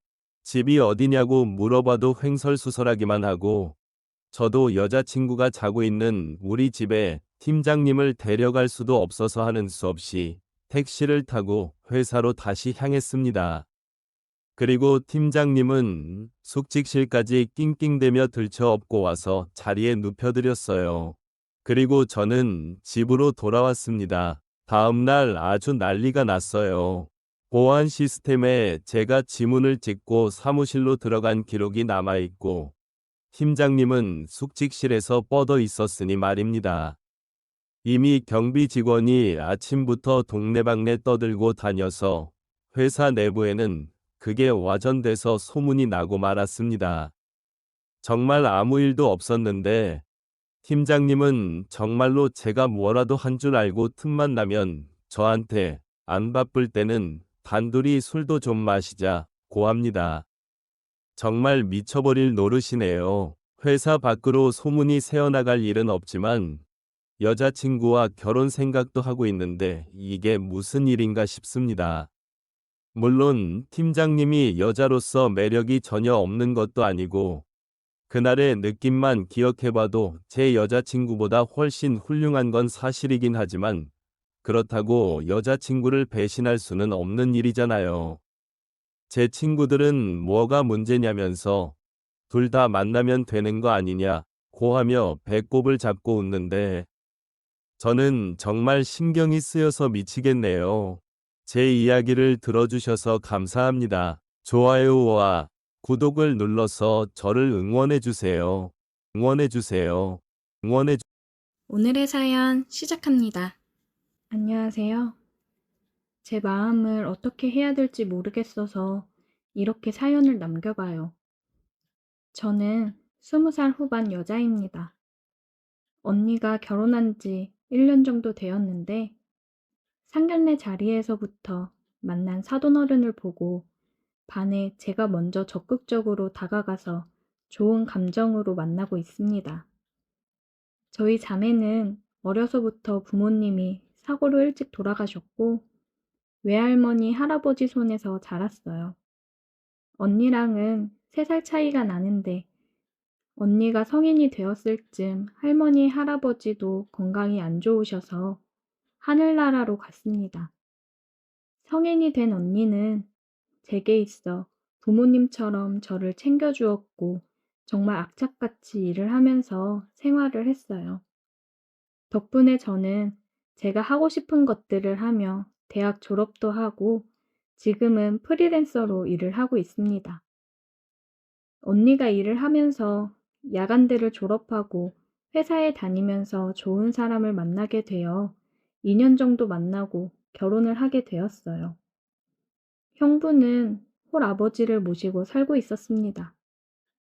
형부도 아버지만 있고 저희는 부모님이 안 계셨기 때문에 상견례라고 하기보다는 그냥 다 같이 밥 한 끼 하자는 자리로 마련된 자리에서 사돈 어른을 처음 만나게 되었어요. 부모의 손길 없이 오랜 시간을 살아와서 그런지 사돈 어른을 처음 봤는데 푸근한 인상에 저희 언니에게도 다정하게 챙겨주시는 모습을 보고는 저도 모르게 마음속에 사돈 어른에게 좋은 감정이 생겼습니다. 아빠같이 푸근한 그 느낌이 너무 좋더라고요. 또래 남자들을 만났을 때는 느끼지 못했던 감정이었어요. 식사를 하면서 결혼을 하고 나서 어떻게 지낼지 얘기를 나눴습니다. 사돈 어른께서 얘기를 먼저 꺼내시더라고요. 그래, 결혼하면 합가해서 살고 싶다고 했다며? 불편하지 않겠어? 그럼요. 아버님, 저는 진짜 아버님을 저희 아빠처럼 모시고 싶어요. 아버님도 저한테 아빠처럼 정말 잘해주시잖아요. 그래. 그러면 너희랑 사돈 처녀만 불편하지 않다고 하면 지금 내가 지내고 있는 집이랑 다 정리하고 2층 집 매매해서 다 함께 지내는 건 어떻겠니? 너도 하나뿐인 사돈 처녀 혼자 두면 마음이 불편할 거 아니냐. 아버님, 감사해요. 아버님 불편하실까 차마 얘기 못 드렸는데 먼저 이렇게 신경 써주셔서 너무 감사합니다. 사돈처녀 생각은 어때요? 저야 너무 감사하죠. 괜히 사돈어른이나 형부가 불편하진 않을까 걱정되네요. 저젤, 그런 소리가 어딨어. 우리 다 한 가족인데. 그런 생각하지 말고 편히 지내면 되는 거야. 그럼 생활비 명목으로 언니한테 매달 줄게요. 그래야 저도 마음이 편할 것 같아요. 사돈어른은 마음까지 넓고 성품 있는 그런 분이었어요. 그런 마음에 더 감동해 자꾸만 마음이 가더라고요. 한 달 정도 지나고 결혼하기 전에 집을 구해 이사를 했습니다. 입주 청소가 끝나고 짐이 들어왔고 한 번 더 다 같이 청소를 끝내고 모여 짜장면을 시켜 먹었어요. 정말 오래 지내온 가족처럼 따뜻하고 기분이 좋았습니다. 언니와 형부는 결혼식을 하고 신혼여행을 떠났고 집에는 저와 사돈어른이 있는 시간이 많았습니다. 저도 집에서 프리랜서로 일을 하는 사람이고 사돈어른도 지금은 나가서 경제활동을 따로 하시는 게 아니라 여태 읽어놓은 것들로 생활을 하시는 분이라 가끔 취미활동을 하러 나가시거나 했어요. 사돈어른이랑 둘이 지내면서 제가 먼저 식사도 챙겨드리고 빨래며 청소도 도와드렸어요. 사돈어른은 미안해하시며 나가서 과일이나 맛있는 간식거리를 사오시고는 했습니다. 사돈어른, 제가 안마하는 법 배웠는데 이쪽에 앉아보세요. 힘들게 그런 건 뭐하러 해. 괜찮으니까 앉아서 이거 빵이나 먹어봐. 맛있는 집이라고 하길래 사왔어. 아이 참, 이쪽에 앉아보세요. 저는 사돈어른을 자리에 앉히고 안마를 했어요. 어때요? 시원하죠? 어이구, 진짜 시원하네. 사돈처녀가 최고구먼. 뭔가 사돈어른이랑 알콩달콩 신혼생활을 하는 것 같았어요. 저는 점점 사돈어른에게 괜스레 스킨십을 한다거나 하면서 다가갔고 그걸 느꼈는지 사돈어른은 조금씩 저를 피하기 시작하더라고요. 언니랑 형부는 친한 사람들이랑 부부 동반 모임이 있다며 나갔고 언니는 저한테 사돈어른 식사 좀 잘 챙겨주라고 하면서 나갔습니다. 저는 슬그머니 저를 피하는 사돈어른 때문에 마음이 상해 있었고 오늘은 단판을 지어야겠다는 생각을 하면서 저녁을 준비했어요. 딱 붙는 나시에 짧은 반바지를 입고 저녁을 준비하고 술도 준비를 했습니다. 사돈어른 식사하세요. 사돈어른은 식사를 하러 나와서 저를 보고 흠칫하는 듯 했어요. 고마워. 잘 먹을게. 술 한 잔 드릴까요? 짬뽕탕이 술 한 잔 하면서 먹기 딱이에요. 사돈어른이랑 술도 마시면서 저녁을 먹으며 얘기를 나눴어요. 저는 어느 정도 취기가 올라왔을 때 단도직입적으로 사돈어른한테 물어봤습니다. 사돈어른, 혹시 저 피하시는 거예요? 아니야. 내가 왜 사돈처녀를 피하나. 그런 거 아니야. 사돈어른은 헛기침을 하며 얘기를 하더라고요. 저 사돈어른 좋아해요. 사돈처녀, 이러지 마. 그거 그냥 사돈처녀가 부모정이 너무 그리워서 착각하는 거야. 오늘 얘기는 못 들은 걸로 할게. 먼저 들어가 볼게. 저는 일어나 가려는 사돈어른의 손을 잡았어요. 사돈어른 보면 키스하고 싶고 안고 싶고 그러는 게 부모 정 때문이에요? 어느 누가 부모한테 그런 마음을 가져요. 저 진짜 사돈어른 사랑해요. 사돈어른은 저 싫어요?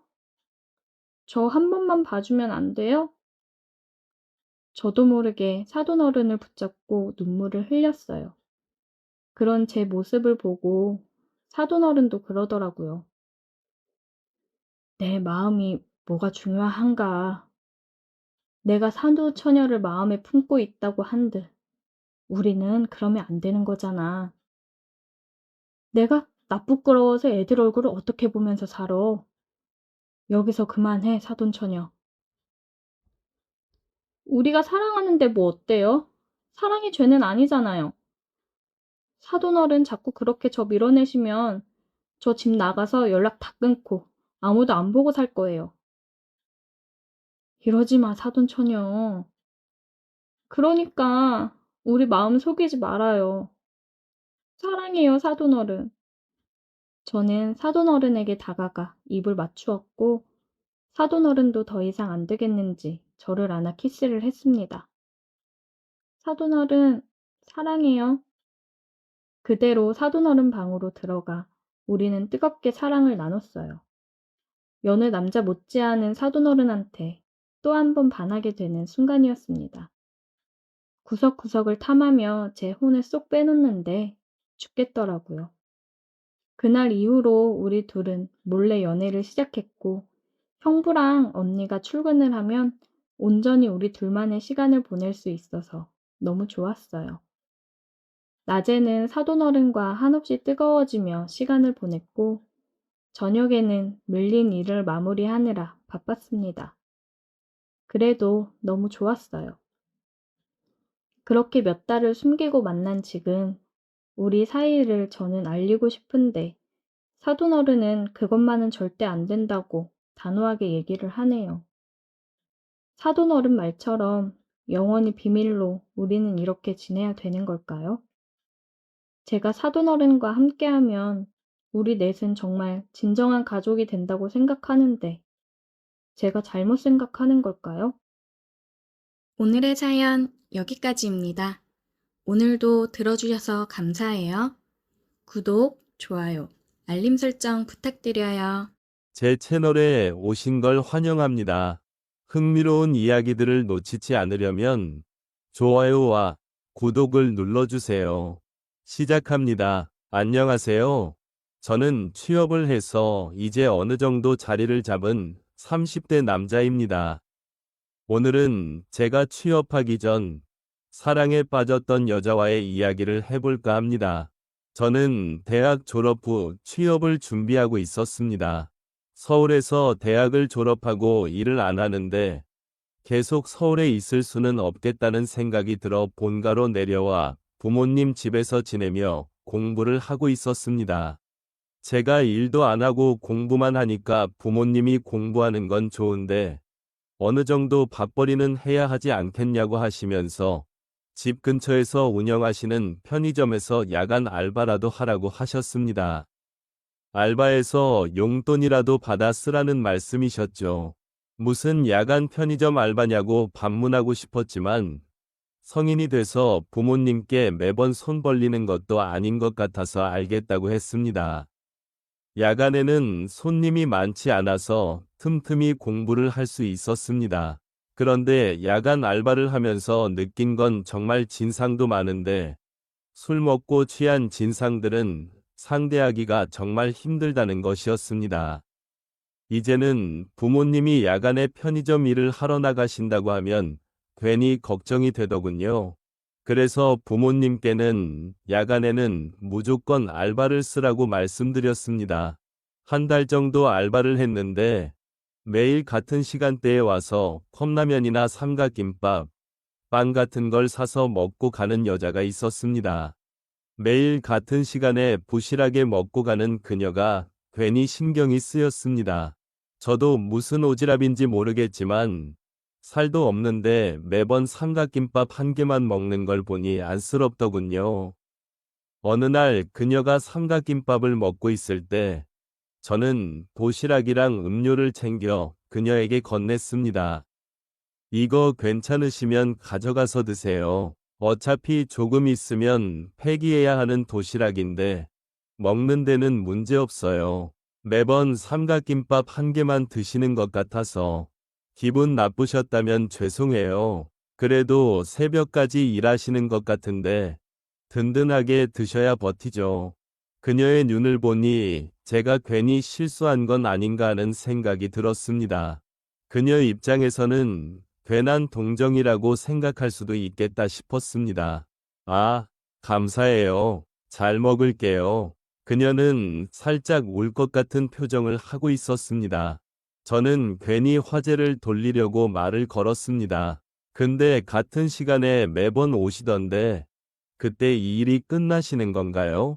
힘드시죠? 저도 새벽 알바 해보니까 이게 장난 아니더라고요. 아, 네. 저 앞 고깃집에서 일해요. 새벽에 일하면 돈을 더 받을 수 있어서 하게 됐고, 오전에도 알바 하나 더 하고 있어요. 이 여자, 참 열심히 사는 사람이구나 싶었어요. 왜인지 모르겠지만, 그녀와 대화를 나누면 마음이 편해지고 재미있었습니다. 시간 가는 줄 모르고 대화를 나누다 보니, 다음 교대 알바가 오고 나서야 시간이 그렇게 흘렀다는 걸 깨달았습니다. 벌써 시간이 이렇게 됐네요. 제가 너무 붙잡고 있었죠? 아니요. 저도 즐거웠어요. 사람이랑 이렇게 편하게 대화를 해본 게 얼마만인지 모르겠어요. 고마워요. 이제 가볼게요. 그녀는 왜인지 모를 아픔을 가지고 있는 사람 같았어요. 저는 그런 그녀가 자꾸만 신경이 쓰였습니다. 그런 사람 있잖아요. 그냥 옆에서 지켜주고 싶은 보호 본능을 일으키는 그런 사람이었습니다. 그 이후로 그녀가 편의점에 오면 저는 그녀와 함께 패기 도시락을 먹었습니다. 그녀가 부담스럽지 않게 어차피 폐기될 거라고 저도 밥을 먹어야 한다고 하며 같이 먹었습니다. 그녀는 가끔 분식을 사오거나 커피를 사오곤 했어요. 아무도 없는 야간 편의점이 저희 둘만의 아지트가 되었습니다. 그녀와 함께하는 시간은 정말 편안하고 행복했습니다. 우리는 서로에게 호감이 있었고, 편의점이 아닌 밖에서도 따로 만남을 가졌습니다. 그녀와 저는 쉬는 날을 맞춰 밖에서 데이트를 했어요. 함께 영화도 보고, 유명한 집을 찾아 맛있는 것도 먹었습니다. 저녁이 되자 우리는 술을 한잔 하기로 했습니다. 저는 돈 없는 취준생이고 그녀도 돈이 없어서 힘들었기 때문에 술을 사서 그녀의 집에서 마시기로 했습니다. 우리는 술을 마시며 서로에게 더 끌리기 시작했습니다. 취기가 오르고 눈을 마주치면 서로를 바라보는 눈빛에 빠져들었습니다. 그렇게 홀린 듯 우리는 입을 맞추었습니다. 한참 키스를 하다가 그녀와 하나가 되려는 순간 그녀가 저를 붙잡았습니다. 잠깐만, 왜 그래요? 나 못한 얘기가 있어. 내 얘기를 듣고 현우 씨 마음이 변하지 않는다면 그때 나를 안아줘. 갑자기 진지하게 못다한 이야기가 있다고 하니 무슨 이야기일지 살짝 겁이 났습니다. 더 깊어지기 전에 말해야 했었는데 현우 씨랑 함께하는 시간들이 너무 행복해서 말하기가 어려웠어요. 나 실은 이혼한 돌싱이에요. 아이도 있고 전 남편이 바람을 펴서 이혼했어요. 경제적 능력이 없어서 아이를 두고 나왔어요. 그래서 지금 악착같이 돈을 벌고 있는 거예요. 미리 말 못해서 미안해요. 그녀가 혼자 속으로 얼마나 끙끙거렸을지 생각하니 안타까웠어요. 저는 이미 그녀에게 푹 빠져서 그녀가 애딸린 이혼녀라는 사실은 중요하지 않았습니다. 아직은 가진 게 없지만 취업하고 그녀를 행복하게 해줄 자신이 있었어요. 정말 철이 없었던 거죠. 상관없어요. 당신 과거가 어떻든 나는 그냥 당신 있는 그대로를 다 사랑해요. 그녀는 뜨거운 눈물을 흘렸고 저는 그런 그녀의 눈에 입을 맞추며 그녀에 대한 제 마음을 표현했습니다. 우리는 진정으로 하나가 되었습니다. 그 순간을 아직도 잊을 수 없습니다. 그 이후로 우리는 정식으로 사귀게 되었습니다. 처음엔 청순하고 여린 사람이라고 생각했는데 만나면 만날수록 그녀는 밤이 되면 다른 사람인 것처럼 저를 휘어잡았습니다. 낮과 밤이 다른 그녀의 매력에 저는 더 빠져들 수밖에 없었어요.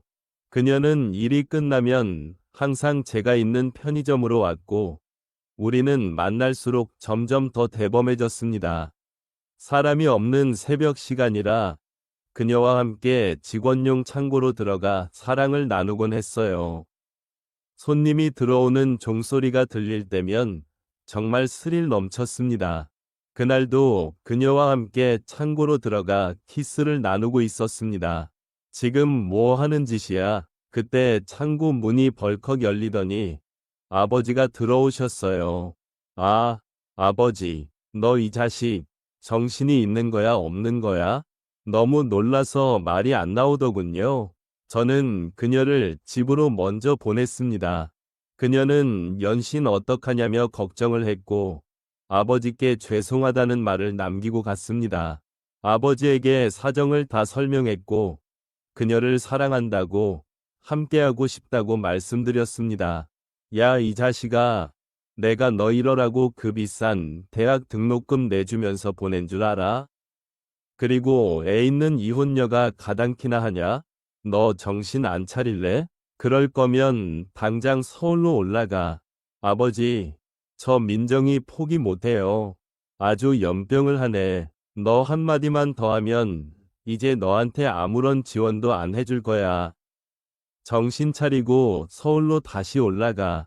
완강하게 반대하는 아버지 때문에 저는 다시 서울로 올라가게 되었고, 그녀와 이별하게 되었습니다. 저를 위해서인지 그녀가 제 연락을 피하고 받지 않더군요. 한참 연락을 해봤지만 그녀에게서 답은 없었습니다. 저는 정신 차리고 열심히 취업 준비를 했고, 취업해서 자리를 잡은 지 3년이 되어 갑니다. 이제 어느 정도 능력을 갖추기도 했고, 계속 생각나는 그녀에게 다시 연락해보고 싶은 마음이 듭니다. 하지만 정말 제가 그녀와 그녀의 아이까지 책임질 수 있을까요? 확신이 없기 때문에 그녀에게 다시 연락하는 게 망설여집니다. 그녀가 어떻게 지내고 있는지 소식이라도 듣고 싶은데 소식조차 알 수 없으니 더 애틋하고 그리운 것 같습니다. 나중에 더 후회하기 전에 연락을 한번 다시 해보는 게 좋을까요? 하지만 제가 연락하는 게 그녀에게는 상처가 될까봐 망설이게 됩니다. 저는 어떻게 해야 할까요? 제 이야기를 들어주셔서 감사합니다. 좋아요와 구독을 눌러서 저를 응원해주세요. 응원해주세요.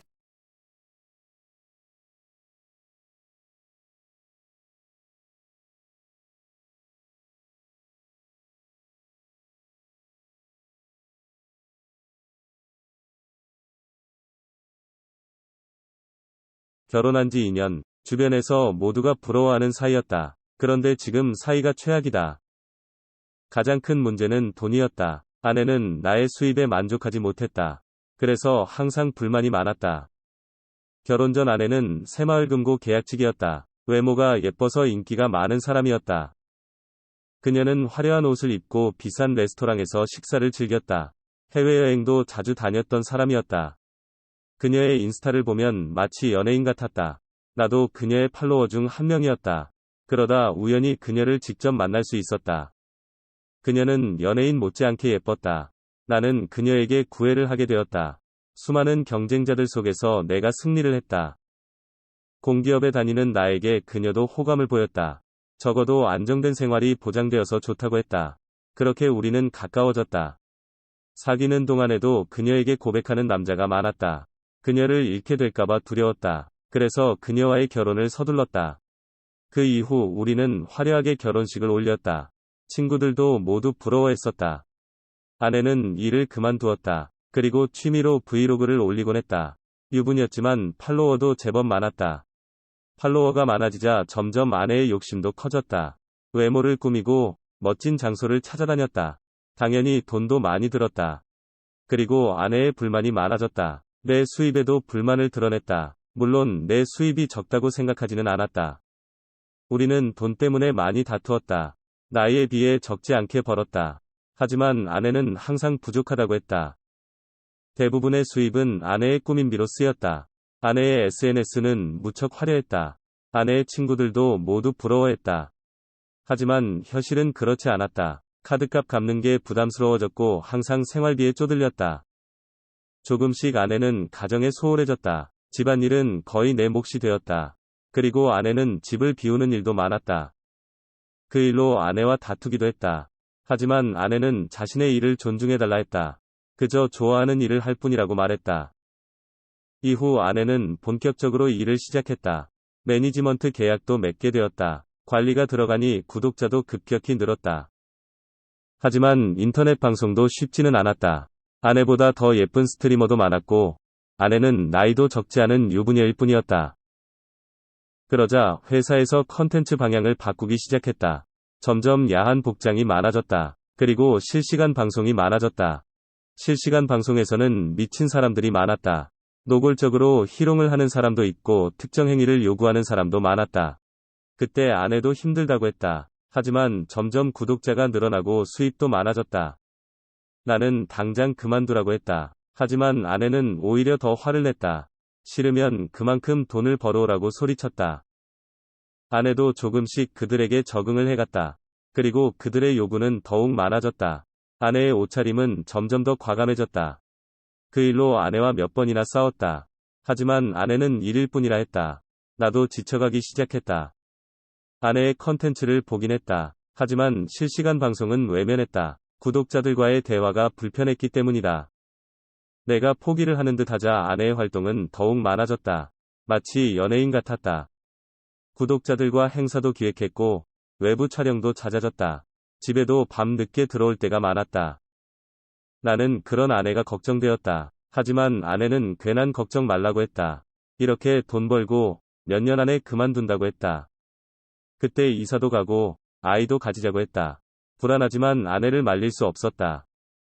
그리고 아내가 집을 비우는 일이 점점 많아졌다. 퇴근을 하고 돌아오면 아내가 거의 없다. 혼자 밥을 먹고 청소를 했다. 아내는 종종 외박을 하기도 했다. 회사에서 기획한 이벤트로 출장을 떠난다 했다.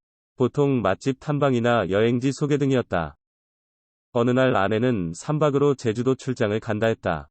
나는 반대를 했지만 아내는 일이라고 딱 잘라 말했다. 그리고 아내가 제주도로 떠나갔다. 혼자 속이 터지는 나와 달리 아내는 제주도에서 여러 사진을 찍어 올렸다. 정말로 그곳에서 일을 하고 있는 것 같았다. 야한 비키니 차림이 신경이 쓰였다. 하지만 일이라 생각하고 참기로 했다. 그런데 문득 댓글 몇 개가 신경이 쓰였다. 평소에는 댓글을 잘 보지 않았다. 그런데 그날은 유독 댓글을 모두 읽었다. 그리고 구독자 이벤트라는 댓글이 보였다. 무슨 말인지 선뜻 이해가 되지 않았다. 그래서 댓글들은 쭉 살피기 시작했다. 그리고 실시간 방송 영상도 다시 보았다. 예상대로 아내는 짧은 옷을 입고 있었다. 가끔씩 실수인 척 속옷 노출도 하는 것 같았다. 그때마다 후원금이 쏟아졌다. 댓글에는 저급한 말들이 가득했다. 마치 아내를 노예처럼 대했다. 그런데 아내 역시 그들에게 꼬리를 쳤다. 화가 치밀었지만 댓글을 다시 읽어나갔다. 그리고 방송 중 어느 후원자의 채팅이 눈에 들어왔다. 아내에게 제주도로 오라는 내용이었다. 제주도에 5성급 호텔을 잡아줄 테니 컨텐츠 제작을 해보라는 제안이었다. 아마도 이 사람이 아내를 제주로 가게 한 것 같았다. 이후 상세한 이야기는 따로 나눈 것으로 보였다. 그리고 아내는 제주도로 간 것이었다. 그 뒤로 온갖 이야기들이 채팅창을 채우고 있었다. 대부분은 아내가 그 큰손과 만날 것이란 이야기였다. 그리고 큰손과 무엇을 할지 기대하는 내용이었다. 제주도 컨텐츠에서도 비슷한 댓글들이 보였다. 대부분이 큰손과 아내의 관계에 대한 글이었다. 그렇게 아내가 제주도에서 돌아왔다. 아내는 아무 일도 없었다는 듯 행동을 했다. 하지만 저는 심장이 미친 듯이 뛰었다. 아내가 바람을 피고 있다는 증거는 없었다. 하지만 충분히 의심할 수 있는 상황이었다.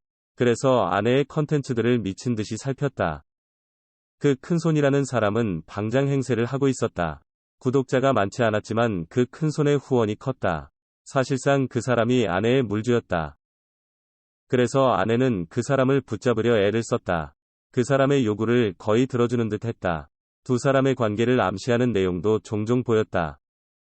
두 사람 사이의 개인적인 대화는 알 수 없었다. 내가 할 수 있는 것은 한계가 있었다. 그래서 아내에게 따지듯 물었다. 하지만 아내는 오히려 화를 냈다. 이것은 그냥 비즈니스일 뿐이고 그 사람은 주요 고객일 뿐이라고 했다.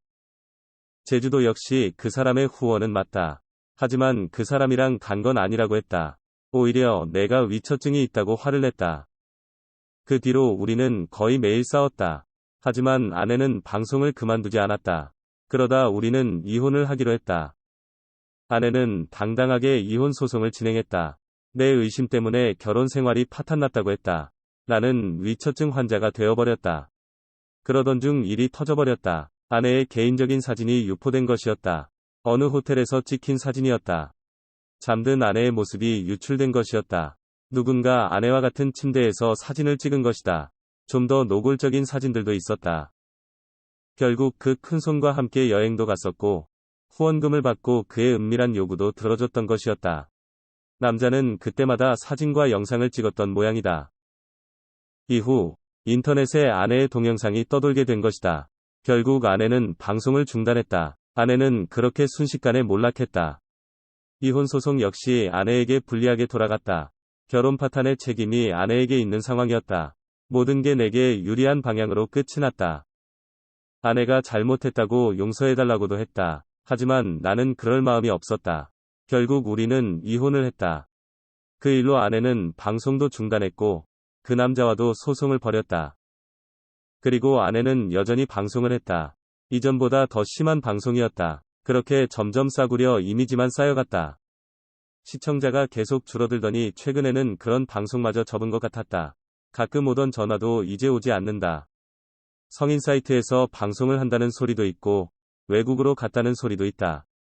나는 지금 홀가분한 기분이다. 다른 사람을 만나라는 소리도 듣곤 한다. 하지만 다시는 결혼 같은 건 하고 싶지가 않다. 영상 시청 감사합니다.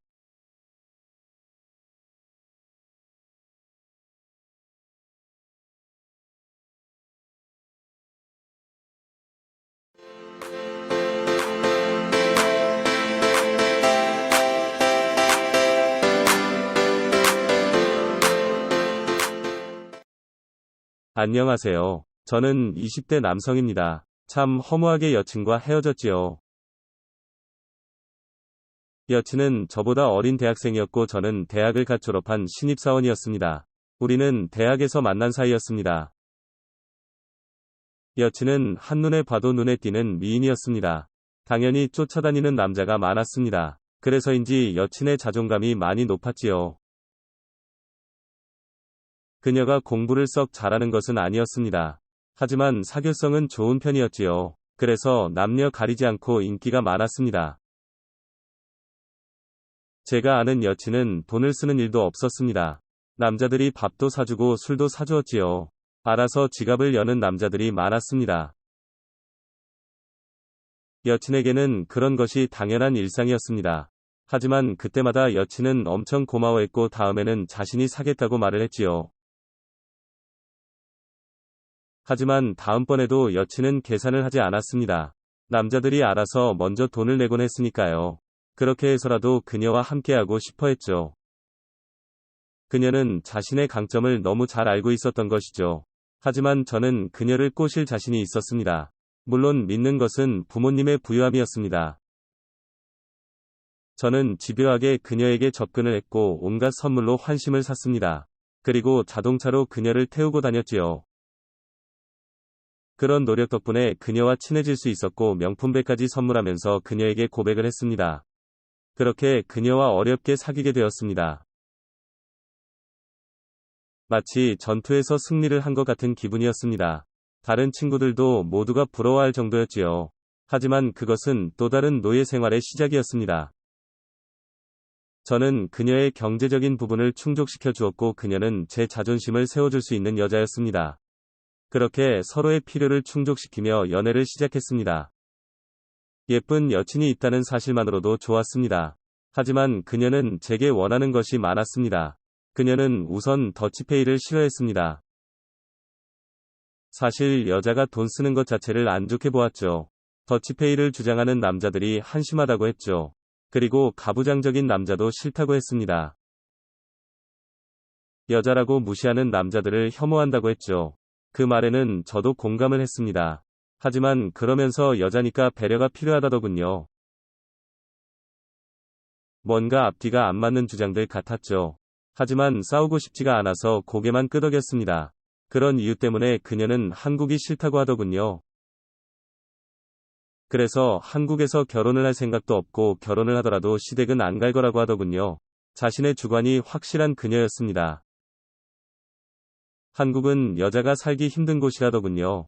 그리고 한국 남자들을 믿을 수 없다고 했죠. 그러면 저랑 왜 사귄다고 했는지 의문이 생기더군요. 누구보다 남자들의 도움을 많이 받던 그녀입니다. 그런 도움을 준 남자들을 비하하는 모습이 이상했죠. 그때는 약간의 생각 차이라고만 생각을 했습니다.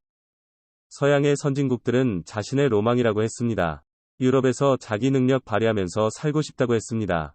그래서 졸업하면 외국으로 갈 거라고 하더군요. 저는 일단 그녀의 꿈을 응원해 주었습니다. 그리고 함께 영어 공부도 시작했지요. 그래서 종종 우리는 영어로 대화를 하곤 했습니다. 그녀의 영어 실력은 썩 좋지 않았습니다. 그렇다고 그다지 공부를 열심히 하는 것 같지는 않았죠. 그러다 보니 영어가 늘지를 않더군요.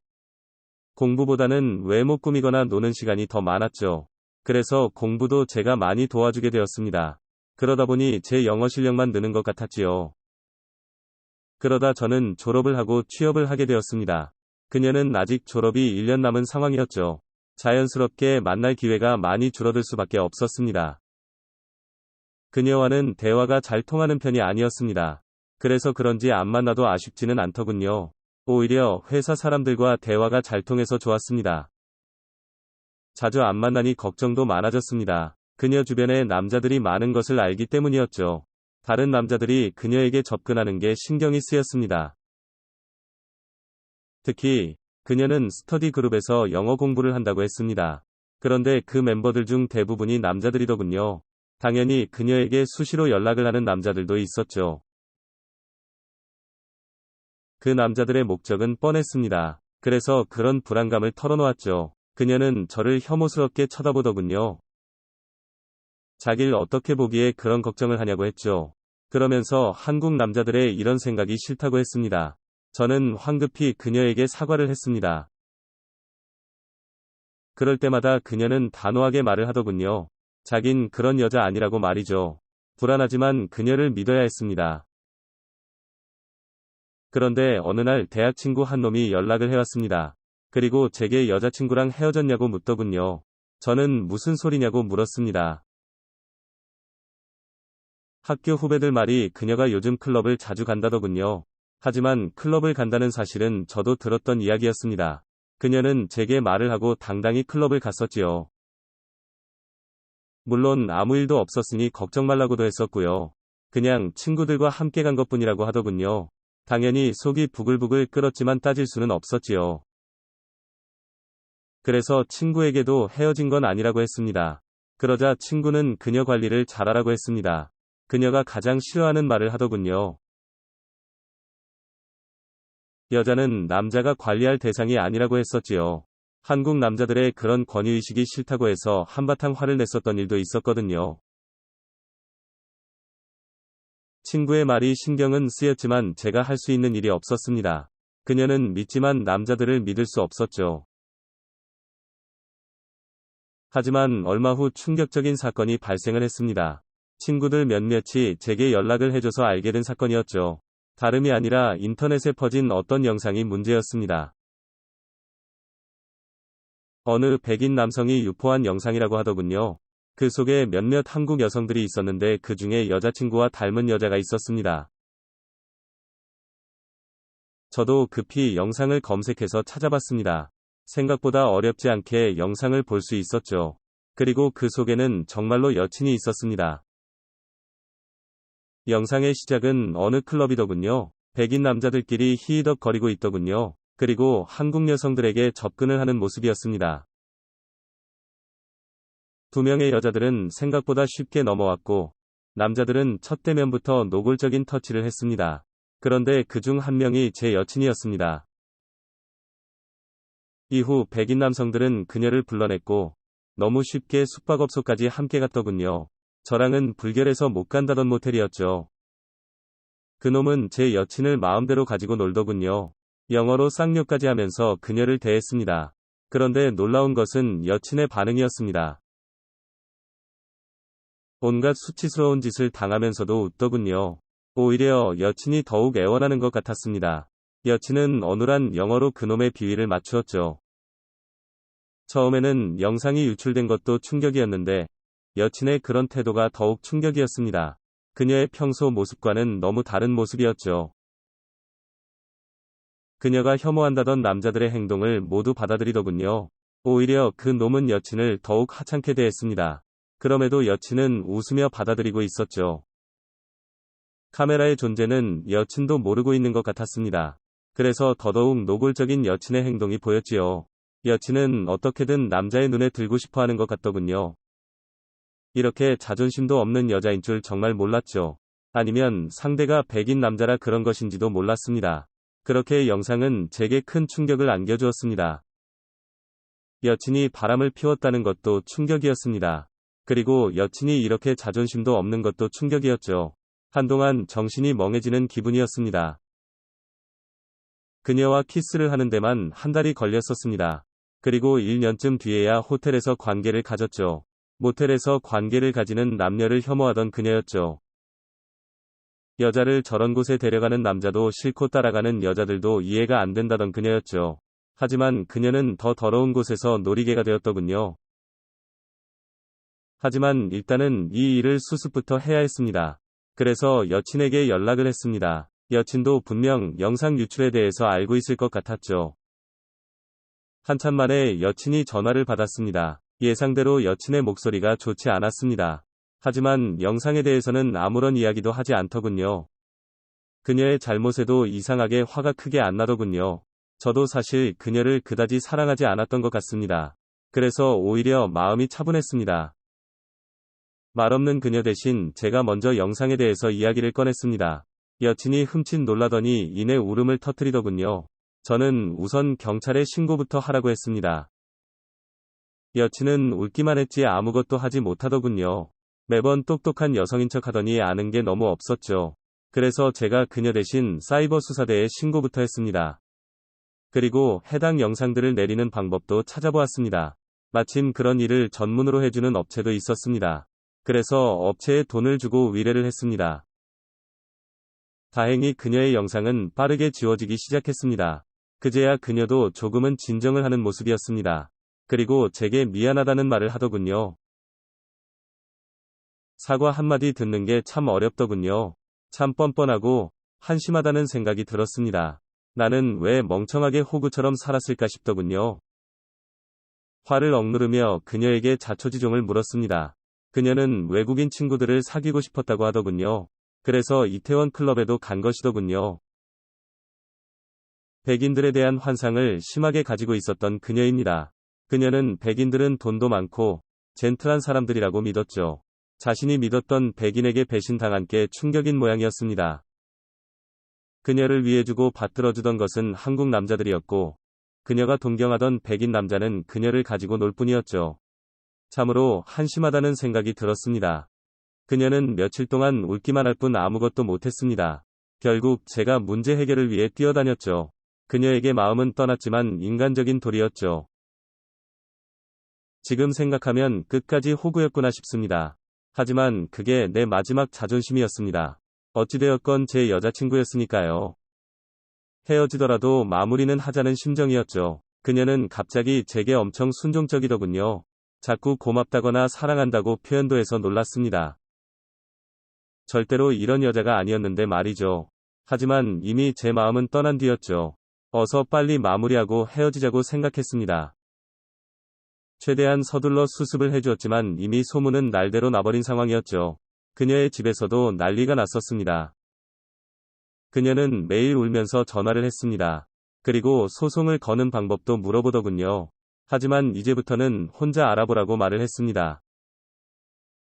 그렇게 저는 그녀와 헤어졌습니다. 그녀도 담담히 이별을 받아들이더군요. 그 이후에 그녀는 학교를 휴학했다고 들었습니다. 물론 그 유출남은 잡지 못했다고 들었습니다. 그런데 어이가 없는 것은 그녀의 행동이었습니다. 결국 그녀는 자신이 꿈이라던 해외로 떠난 모양이었습니다. 워킹홀리데이로 호주로 떠났다는 소식이 들리더군요. 서양에 대한 환상인지 외국으로 도피인지는 모르겠습니다. 그다지 그녀에 대해서 알고 싶지도 않았습니다. 다만 그동안 쏟은 제 노력이 후회가 되더군요. 외모 하나만 보고 호구짓을 한 것이죠. 그래도 이렇게 정리가 되어 다행입니다. 그녀가 자신의 꿈을 이루었는지는 모르겠습니다. 다만 정말 자신을 아껴주는 사람을 만났으면 좋겠습니다. 헤어졌지만 그녀의 행복을 빌어주고 싶습니다. 영상 시청 감사합니다.